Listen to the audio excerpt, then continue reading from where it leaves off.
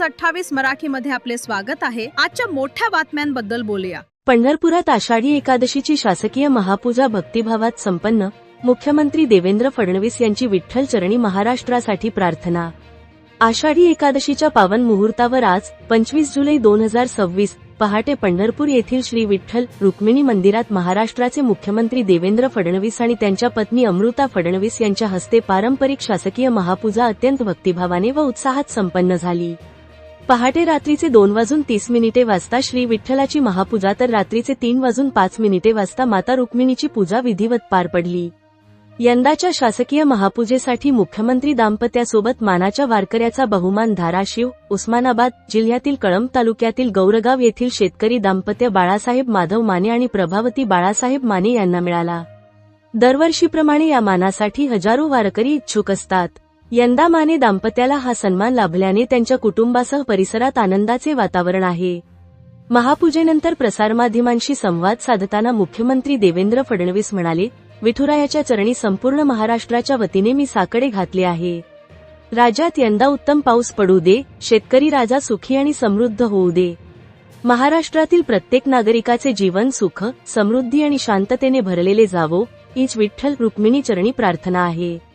महापूजेनंतर मंदिर समितीच्या वतीने मुख्यमंत्री दाम्पत्य तसेच मानाच्या वारकरी दाम्पत्याचा विशेष सत्कार करण्यात आला। पूजाविधी दरम्यान श्री विठ्ठलाचे चरण दर्शन काही काळासाठी बंद ठेवण्यात आले होते।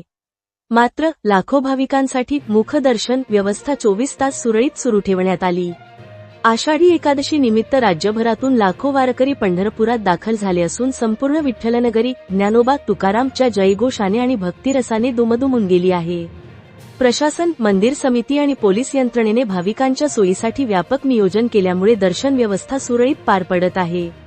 सुधीर रणनवरे, पुणे विभाग ब्युरो यांचा अहवाल। मला असं वाटतं की पांडुरंगांना आपल्या मनातलं कळतं, पण एक गोष्ट मात्र इथे आल्यानंतर मी सातत्याने मागत असतो, कारण ही जी आषाढीची पूजा आहे ही खरीपाच्या हंगामात होत असते आणि खरीपाचा हंगाम चांगला झाला तर राज्यात शेतकरी सुखी होतात आणि राज्य सुखी होतं। आणि म्हणून मी सातत्याने हीच मागणी पांडुरंगांना करतो की राज्यामध्ये चांगला पाऊस व्हावा आणि शेतकऱ्यांना दिलासा मिळावा, शेती चांगली पिकावी आणि शेतकऱ्यांच्या जीवनामध्ये त्या ठिकाणी आनंद यावा अशी मागणी असते। सोबत पांडुरंगांना हाही आशीर्वाद मागितला आहे की देशाचे प्रधानमंत्री माननीय नरेंद्र मोदीजी यांनी आमच्या देशाच्या तरुणाईकरता एक नवीन अध्याय सुरू केलेला आहे आणि या तरुणाईला दिशा देण्याकरता,